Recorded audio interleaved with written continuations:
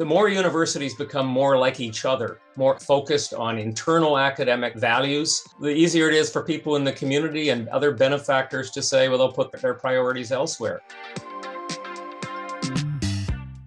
Hello, and welcome to the Entrepreneurship podcast series. In this episode, Todd Davey, Associate Partner at UIIN, speaks with Andrew Petter, former President and Vice-Chancellor of Simon Fraser University. They talk about the challenges universities face today and why staying innovative and engaged with society is critical for their future. Drawing on his contribution to the Future of Universities thought book, Entrepreneurial Edition, Andrew reflects on why universities risk isolating themselves when they retreat to traditional models, and how engagement, entrepreneurship, and community partnerships can strengthen both their societal impact and their core academic mission. Welcome, everybody. It is my great pleasure to be hosting today's Fireside Chat together with Andrew Petter. My guest today was previously the President and Vice-Chancellor of the Simon Fraser University in Canada from 2010 to 2020. My name is Todd Davey. I'm an Associate Professor of Entrepreneurship at the Institut Min Telecom Business School, as well as an Associate Partner at UIIN. Now, Andrew Petter is a distinguished legal scholar and university leader with over 40 years of experience. He is the President Emeritus of Simon Fraser University, where he served as President and Vice-Chancellor from 2010 to 2020. And he's held senior leadership roles across academic and governmental organisations, serving as the member of a Legislative Assembly and holding several cabinet portfolios in British Columbia. Currently, he is the Professor in SFU's School of Public Policy and is also a member of the Order of Canada. So they're just some of the highlights that I've read out, but I can assure you there's a long introduction that we could continue with. Andrew, welcome to today's Fireside Chat. Thank you very much, Todd. It's great to be here. And I need to correct you. I'm only Professor Emeritus at SFU. I'm not actively teaching anymore, but still happy to carry the mantle of a professor with the word emeritus attached on. Certainly. Now, the conversation that we're going to have today was inspired by your Future Universities Thought Book contribution. Now, there's a concept we initiated back in 2018. And I guess the inspiration for the Thought Book was we wanted to inspire more conversations about the future of universities. We felt really strongly that there wasn't enough thought or discussion around this topic. And this latest edition is the Entrepreneurial Universities Thought Book. And Andrew has provided us with a really interesting contribution that we would like to dig into in more detail. Now, Andrew, one of the things I was reflecting on is that we've been doing this for 7 years already, and I still get that feeling that university leaders are not necessarily talking about what the future of universities look like. Maybe they're thinking about in the next 2 years, but what do they look like in 5, 10, 15 years? Is that your experience? Well, I think particularly right now, a lot of university leaders are feeling fairly beleaguered. I mean, they're trying to deal with very challenging circumstances that are coming at them from all directions. In Canada, the loss of international students and international student revenue, the lack of priority given to post-secondary education. So I think there is a tendency to try to deal with the problem in the moment, and it becomes more difficult to look a little beyond the moment long term, as important as I believe that is. So I think people are rightly concerned about what's happening right now to post-secondary education, but hopefully not foregoing the opportunity to try to map a pathway forward beyond the immediate moment and into a brighter future. Yeah, and I think one of the things that you've just touched upon there is something I'd like to pick up, and that is just the fact that leadership at universities feel like they're, I guess, fighting fires continually. But also I think just generally, whether it's an international context or it's also something that we're seeing more profoundly in North America, is just that universities seem to be under siege. And I think that is something that you really engage with in your contribution. And perhaps you could just tell us a little bit about this principle that you created around it's called the Petter principle. Maybe you can say where it came from and what it involves. It's based on an observation and a concern I had about how universities were responding to some of the financial pressures they face and the lack of government support they face, and the perception that they were responding in a way that I thought was counterproductive to their own interests and to the values of education that I believe in. And it reminded me of the Peter Principle, of course, about 50 years ago. Dr. Lawrence Peter identified a practice within businesses that was counterproductive, named it after himself. And I thought, I'd riff off that for a bit of entertainment value, perhaps, and Works call it the beautifully. FAIR principle. But what it really is an observation that at the very time that universities are losing public support and government support and are responding to financial pressures, there's a tendency within universities to circle the wagons around the more traditional aspects of university teaching and research, and to dispense or to reduce their commitments to community engagement, to outward-looking activities. And by doing so, my view is they further isolate themselves and make themselves more vulnerable. They make it harder for them to differentiate themselves, to demonstrate their value. And they also forego programs that I believe are incredibly valuable to students, valuable to faculty, and valuable to the institution and its social license. So I riffed off Dr. Peter with my own name, but the concern really underlying it is that universities, in responding to some of these pressures, need to think about how they're going to gain more public support and more government encouragement going forward. And by responding in this fairly traditional circle the wagons approach, I believe it's going in the wrong direction, by some universities at least. It's something that I'd like to explore a little bit more, because whenever you have a phenomenon such as this, the question comes to mind, why do you think that's the case? Obviously, there's certain pressures, and I guess there's a tendency to want to return to a safe sort of space. But why do you see it?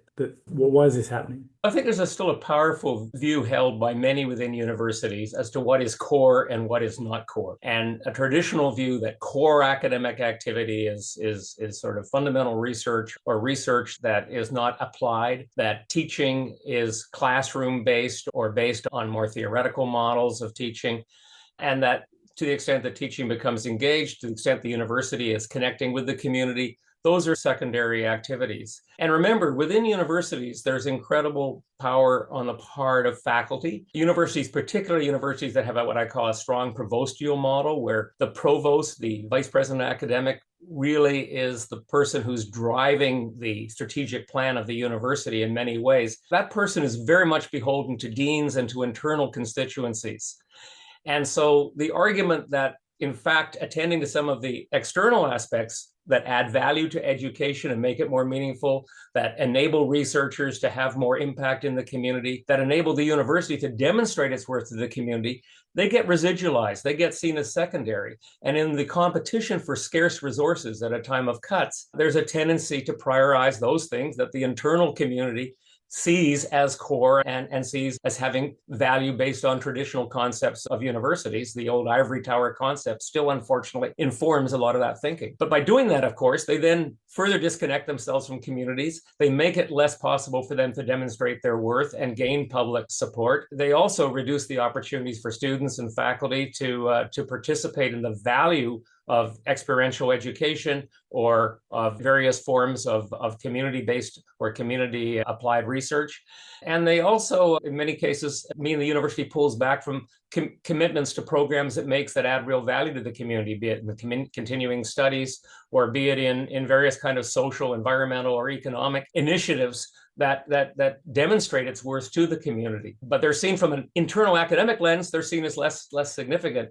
I think from a broader lens, they're not only significant because I at least believe they do have intrinsic value that should be embedded within the university's mission, but also they're really key to maintaining the university's profile and reputation and building on it to counter some of the tendencies from the populist critique of universities, for example, that are causing universities to lose public support and government funding. Now, one of the things that you oversaw at Simon Fraser University was very much this approach of the university towards engagement, and became the Engaged University. And so I guess with that background, there's a part of me that knows the answer already, but I'd like to hear you talk about this more profoundly. Why do you think engagement, entrepreneurship, innovation, why are they seen as periphery activities as opposed to core activities? Because there's a lot of synergies, there's a lot of leverage that you can get out of engagement that really supports that. But so my question, I'm going to keep asking why. There's a whole value system within universities, Todd, and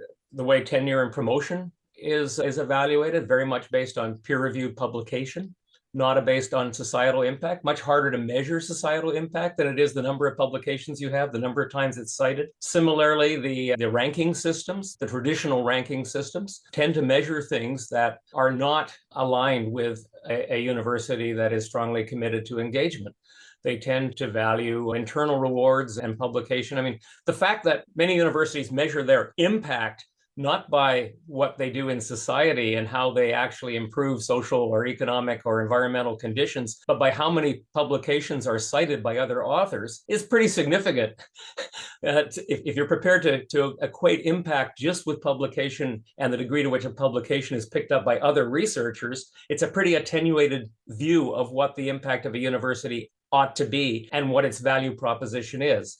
And unfortunately, I think that continues to influence universities and the way in which their academic communities tend to respond when they're under pressure. They tend to circle a wagon around those things. They want to maintain their academic standing. They want to continue their promotion. And those things tend not to gain value from being more community engaged, having research that's truly impactful in the community, or other attributes of a truly engaged entrepreneurial and innovative university.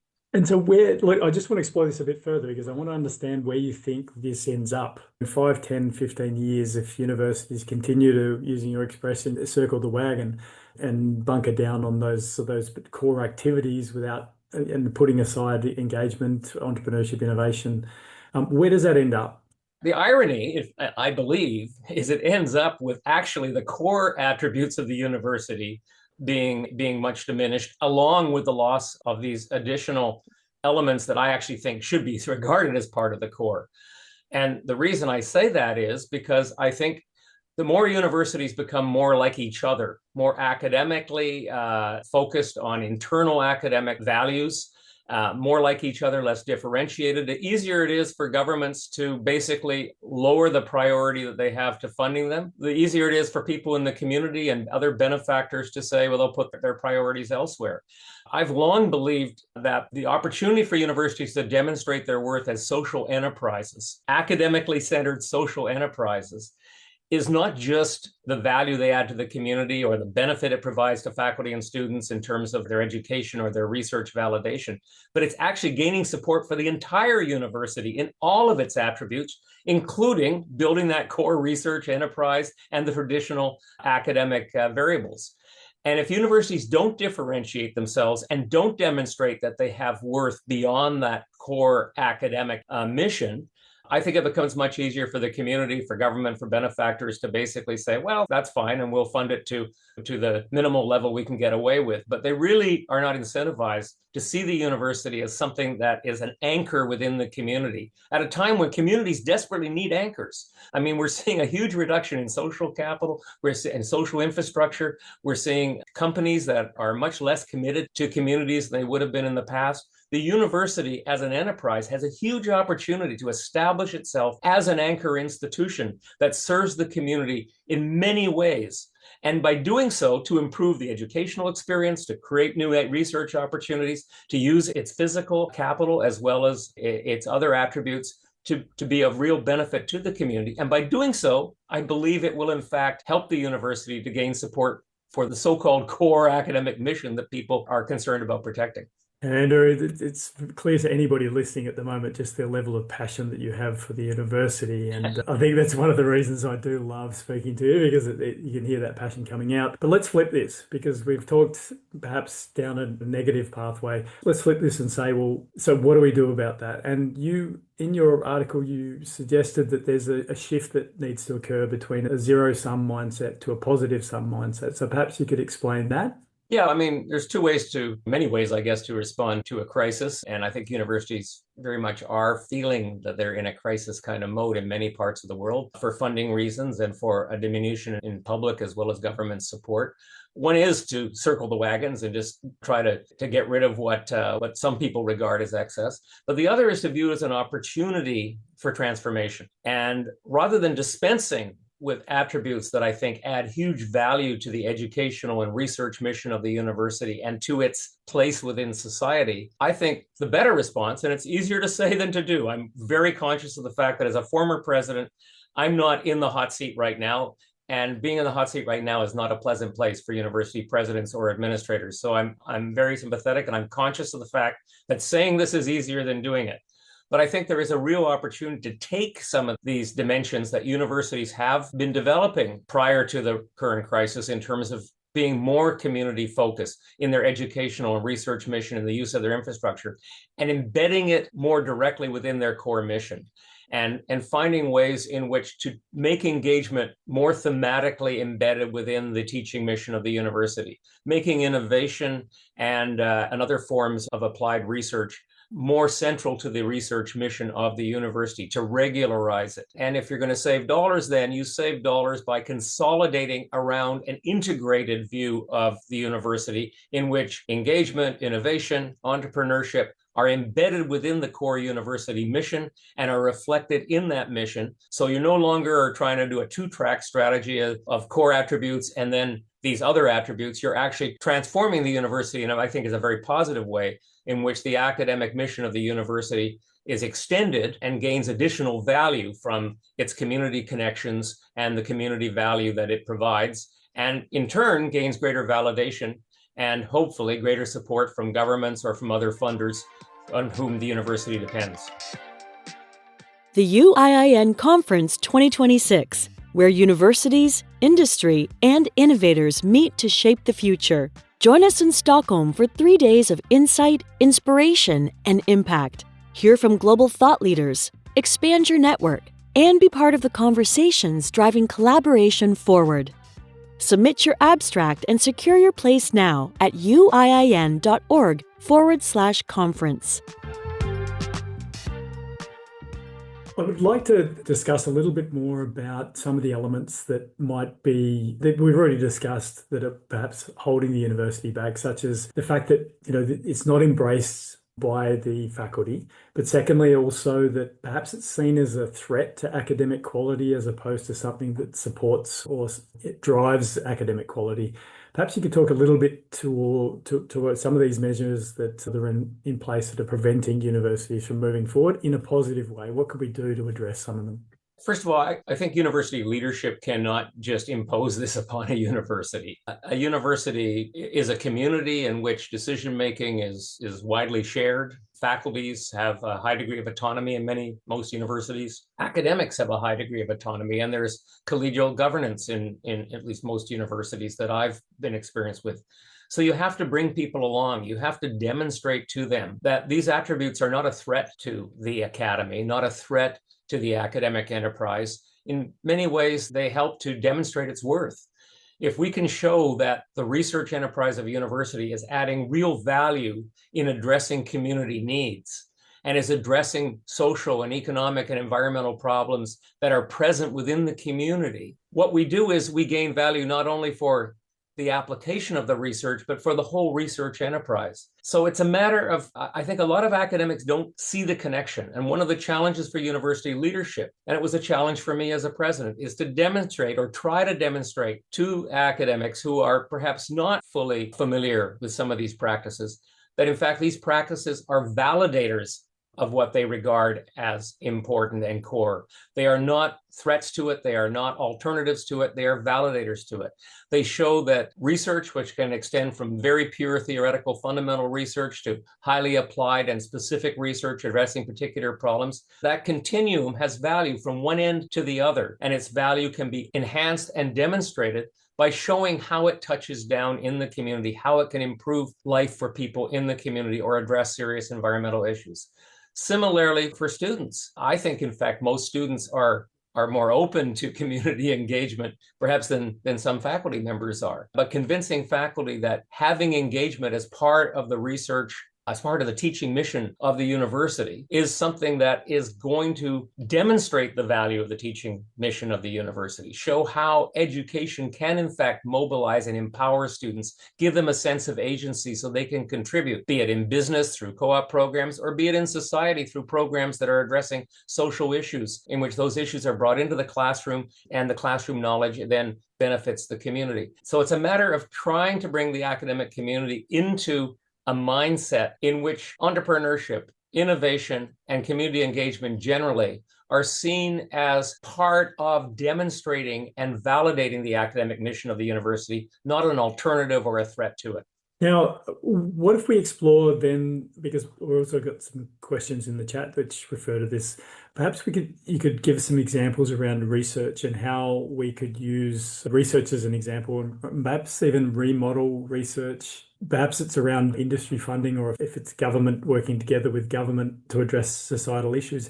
Have you got some models that you have seen work in practice, or something that you could point us to in terms of that sort of approach? Yeah, well, I think one aspect of community engaged research is creating a relationship with the community. That can be enabled by having a physical presence in the community. It's certainly enabled by forging relationships with the community. And it needs to be done in many cases, it can be accelerated by what those in the community who favor this approach would call co-creation. In other words, the community is seen as a partner in the research enterprise, and you gain knowledge from that partnership. In Canada, I think the partnerships that many universities have formed with Indigenous communities have brought a lot of knowledge into the university that previously wasn't there, from Indigenous communities that have a very close relationship with the land or with the marine systems, and their understanding and knowledge of that actually has helped to inform biologists who come to the table, or ecologists who come to the table with a certain amount of knowledge. So forging those relationships, having a physical presence within communities, I think, can be helpful.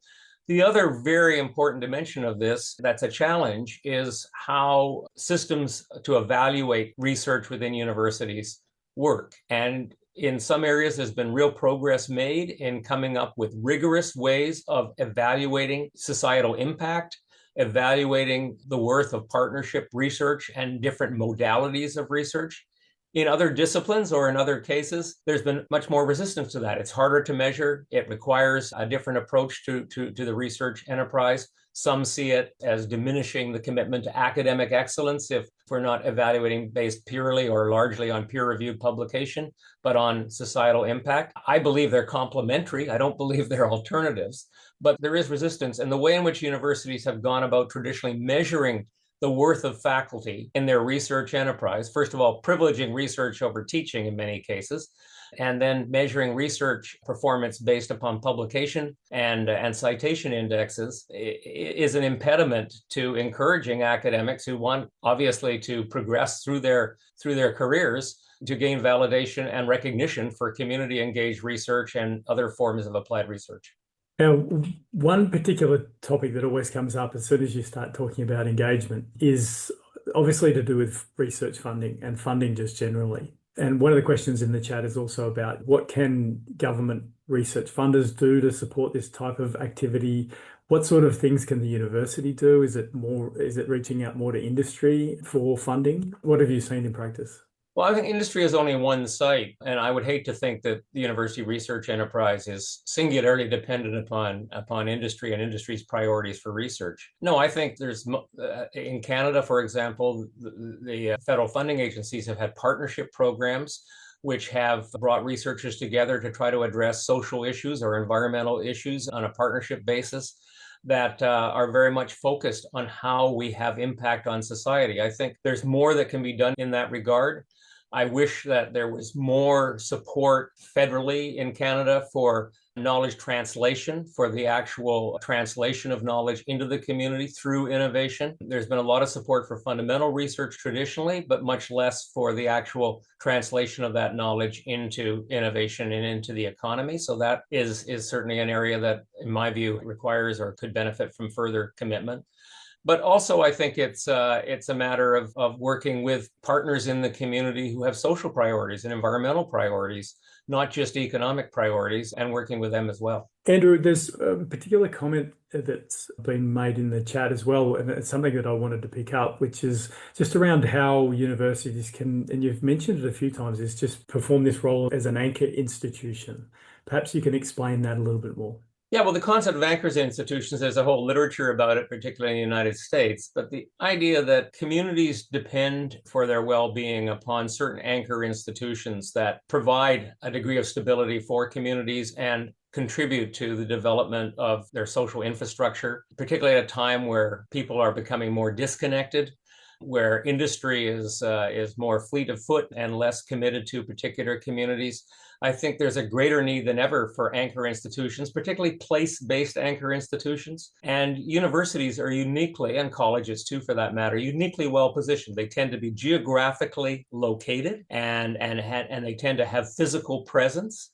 But they also have huge capacities to contribute to the well-being of communities, not just through their teaching and their research, but also through the way in which they do procurement, for example. Are they using their procurement strategies to actually support the development of enterprises within the community, as opposed to going to international supply chains?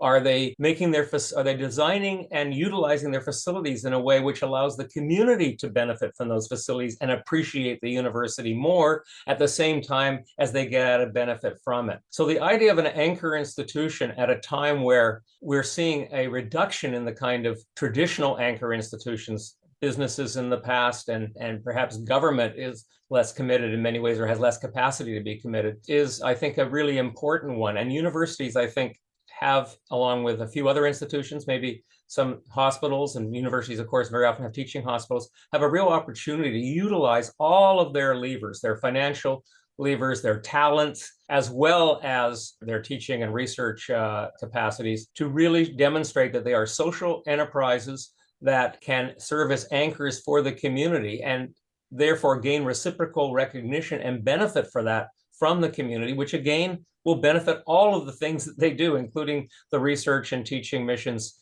that are so important within the university.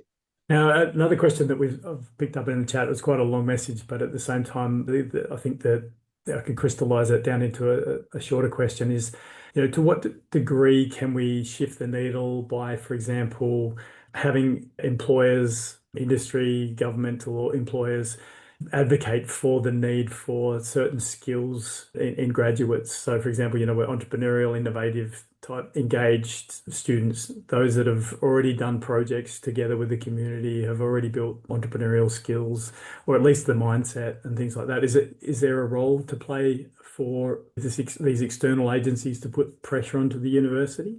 Well, I would put more pressure on the government, I would say, than on the university. I think there's a role certainly for business to take advantage of partnerships that can be forged with the university.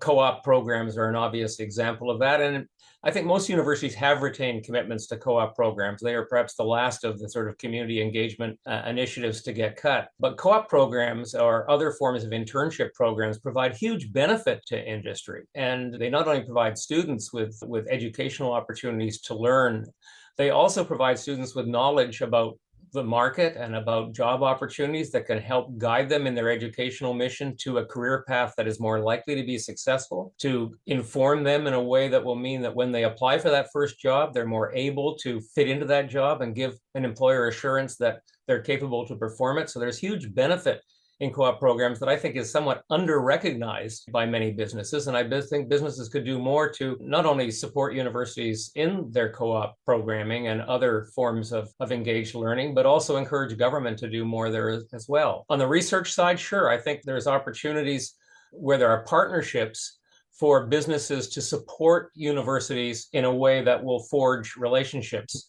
I know of when I was at SFU, there was one business that forged such a strong relationship with one of our labs that they actually contributed significantly to the development of equipment within that lab to help researchers not only do research that was relevant to them, but also relevant more generally to objectives that they wish to pursue. I guess, Todd, I'm a little nervous about this, and it's probably coming through. I don't want the university to be the handmaiden of business or of industry. It has to be a partnership. What universities do with business and do with industry has to be consistent with their mission. And maybe this is a core point to be made before we close off. It's really important that to the extent that universities are committed, to the extent I buy my argument that community engagement, entrepreneurship, and innovation are important attributes and should be core attributes, that has to be reflected in the strategic mission of the university. It has to be guided by the university's priorities. Now, those priorities can mean building strong and should mean building strong and meaningful relationships with industry and with business, but not to be driven by industry priorities and business priorities to throw them off mission. So it's critical in my view. Another reason, actually, for universities to embrace these things within their academic planning is to make sure that they're done in a way that is consistent with academic principles and with independence. And they are not simply done on the side in a way that compromises research activity or compromises teaching activity, because I more than anyone want universities to continue to have a high degree of autonomy. But I want them to exercise that autonomy in a way that forges partnerships and relationships that are mutually beneficial, be it to communities, be it to business, be it to civil society. In many ways, what you're advocating for the universities to step forward and take the responsibility themselves, using their mission as their guidance, as opposed to being forced to do it at some point in the future. Yeah, and my shout out to business and to industry and to communities is to be willing partners and take advantage of that and encourage that. But don't encourage it in a way that you expect universities to simply be servants of your agenda. Expect them to be partners in a way that will help to build mutual benefit for both the university and for the community. So I've got two more questions for you. One, I've already given you the opportunity to foresee what happens if the university continues down the path of the Petter Principle. I want you to imagine what it might look like if the university successfully counters the principles that you've been talking about. What does it look like in the future? Well, I guess my hope would be that universities, rather than losing trust in government support and becoming more isolated and less differentiated, could establish themselves as really valued players within society beyond simply being that place where you send your kid to get an education or where research is done that eventually will find its way into a publication. And people see the university as having as a value proposition for the future of that community and a go-to place for discussion around important issues, a go-to place for the use of the facilities for the benefit of the community, a go-to place to harness ideas and for the community to be informed as to how to pursue, whether it's a housing strategy or an environmental strategy. The university is seen as a valued partner. Students are seen as a resource for the community, but in a way that they will gain educational value from contribution. So my hope would be the university will become seen as a beacon, as part of the solution to the problem that is in fact right now causing universities in many cases to retreat. In other words, the universities can help build that social capital that's being lost, can build a sense of community empowerment that will encourage the community to put its investment in dollars, in time, in mind share into the university. And by community, I obviously mean government as well as private and other benefactors and business as well, for that matter. It's a little idealistic, but of course, we need a little bit of that. Right? We're at an important time right now. And I think I mentioned the word differentiation a few times. This is a really important word for me. I think it's important. Where universities can really differentiate themselves is how they show how their value translates into a particular community. Otherwise, they're just seen as part of, there's another university. If we lose one, we still have 15 others. If universities don't show that they have unique value that relates to the communities they serve, they are much more vulnerable in terms of losing support, financial and otherwise. Part of the future is for universities to translate that incredible value they have within their campuses and to make that value real and meaningful to those outside the campuses. And if they do that, they will necessarily differentiate themselves because they tend to each serve different communities and different constituencies. And suddenly their value proposition goes up and their value proposition is seen as a unique value proposition and one that can't be sacrificed because there aren't other institutions that are able to translate that value in the same way that is of the same benefit to that particular community or set of interests. Now, Andrew, I'd love you, just as a final exercise, is just to channel all that passion for the university into some advice. And I just want to give you, I guess, a context. Many of the people within our community are leaders, but they're not necessarily just leaders of universities. They might be leaders of, deans, so leaders of a faculty. They might be leaders of a research centre. They might be professional staff who are leading certain activities such as entrepreneurship or partnerships or something like that. If you could give them one takeaway, what they could do as a result of this conversation, what would it be? Well, I think it might be a two-part one takeaway. One would be to say that entrepreneurship, engagement, innovation do not weaken academic excellence. They demonstrate it. They're validators of it. And that when universities integrate innovation and community engagement into their core mission, They strengthen their legitimacy, their sustainability, their societal impacts simultaneously, but they also create the conditions to strengthen their core academic mission. And to view these as attributes that will actually enhance the university and all of its enterprise, including those enterprises that people are most concerned about protecting within the university, as well as those enterprises that are perhaps more relevant to the community in the short to medium term. Thank you very much, Andrew Petter, the former President and Vice-Chancellor of Simon Fraser University in Canada. We have a conference that is coming up, which is on the 15th, the 17th of June in Stockholm. We also have a number of training sessions, such as navigating partnership ecosystem, developing entrepreneurship education, and then initiating partnerships, which starts on the 22nd of April. But again, Andrew, I just want to say that it's been a pleasure interacting with you, discussing this topic. I think it's a hugely important topic, and I really thank you for the dedication and passion that you've given us today. Thanks very much. Thanks for the opportunity, Todd. Universities are remarkable institutions, and I think there's a lot of potential within universities to be even more remarkable going forward. So let's hope it happens. Let's hope. Thanks very much, Andrew. Thank you, everybody, for attending. Thank you for listening to today's discussion. Follow UIIN on LinkedIn, and if you're enjoying our podcast, make sure to subscribe, rate, and review in your podcast platform of choice to help other people find this content too.